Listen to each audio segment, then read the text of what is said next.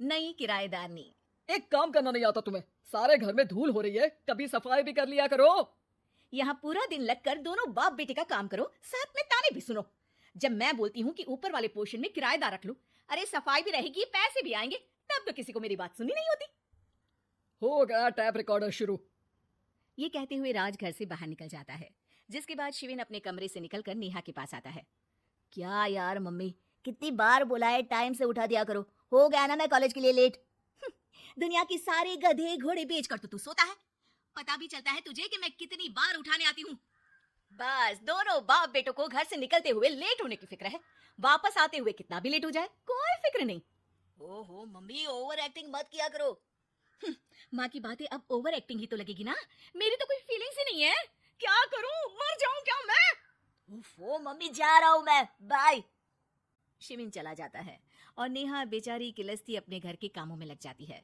इसी तरह चलती है नेहा की जिंदगी, जिसमें उसकी ज्यादा बोलने वाली आदत की वजह से उसका पति और बेटा उसकी फीलिंग्स की कदर किए बिना हमेशा उससे दूर भागते रहते हैं। पूरा दिन घर में अकेले रहो और जब पति या बेटे से बात करने जाओ तो उनके नखरे अलग। अब मुझे ही कोई अच्छा किराएदार ढूंढना पड़ेगा। इसी के साथ नेहा किराएदार की खोज शुरू कर देती है, जिसके कुछ महीनों बाद दूसरे शहर से यहाँ पढ़ने के लिए आई निम्मी घर ढूंढते हुए नेहा के पास आती है और वो उसे किराए पर रख लेती है। अगली सुबह हमेशा की तरह राज और शिविन अपनी जल्दी में होते हैं कि निम्मी वहां आ जाती है। दीदी, थोड़ी चीनी मिलेगी, वो कल ना राशन लाने का समय ही नहीं मिला। निम्मी को देखते ही दोनों बाप बेटे की जल्दी वहीं खत्म हो जाती है और वो निम्मी को इम्प्रेस करने की रेस में भागने लगते हैं। अरे मम्मी को क्यों परेशान करना, मैं हूं ना। अरे तूने आज तक अभी किचन की शक्ल भी देखी है? रुको, मैं लेकर आता हूँ। चीनी का डिब्बा कौन सा है और कहाँ रखा है वो तो पता नहीं है तेरे को, फिर चीनी के अपने मुंह से निकलने जा रहे हो किचन में। अरे मैं तो बस तुम्हारी मदद करने के लिए बोल रहा था। है क्या? मदद? और वो भी तुम करोगे? सच में? अरे कोई तो सच बताओ, सुबह सुबह दोनों बाप बेटे कोई सूखा नशा करके तो नहीं आ गए ना? अरे कैसी बेकार की बातें करती हो मम्मी। अरे जब कौवा अचानक हंस की चाल चलने लगेगा तो शक होना तो लाजमी है ना। घर का ऐसा माहौल देख निम्मी वहां से जाने ही लगती है कि राज उसे रोक लेता है। अरे आपने चीनी तो ली ही नहीं? इट्स ओके भैया, मैं आज बिना चाय की ही कॉलेज चली जाऊंगी। जहाँ एक तरफ भैया सुन राज का दिल टूट जाता है, वहीं कॉलेज सुन शिविन खुश हो जाता है। वैसे आप कौन से कॉलेज में हो? इस पर निम्मी जवाब देने ही वाली होती है, लेकिन नेहा टोकते हुए बीच में बोल पड़ती है। अब दोनों को देर नहीं हो रही है। हद है इनसे भी, कहीं बात बनने ही नहीं देंगी मेरी तो। अरे जा रहे हैं, अब यहाँ बचाई क्या है? इस पर निम्मे के पीछे पीछे शिविन कॉलेज की तरफ और राज ऑफिस चला जाता है। इसी तरह दिन बीतने लगते हैं, जिसमें अब सुबह जल्दी जाना और शाम लेट आने का सिलसिला सुबह लेट जाना और शाम जल्दी आने में बदल जाता है। एक शाम वो दोनों समय से पहले ही घर वापस आ जाते हैं, जिन्हें देख नेहा हैरान रह जाती है। हाय मेरे रब्बा, अरे पहले घर जल्दी आना शुरू कर दिया और आज तो उससे भी जल्दी। कहीं मैं कोई सपना तो नहीं देख रही? मतलब अब क्या हम अपने घर भी जल्दी वापस नहीं आ सकते?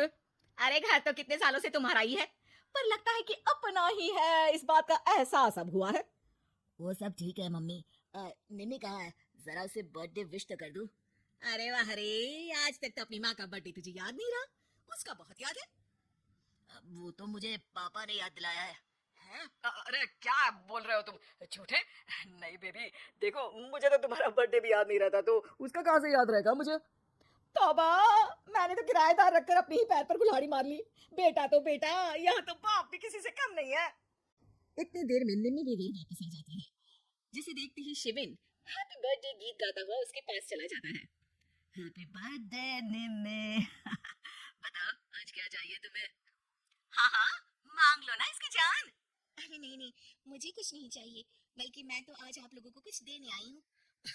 क्या क्या देने आई हो? निम्मी अपनी बैग में से मिठाई का डिब्बा और शादी का कार्ड निकालती है।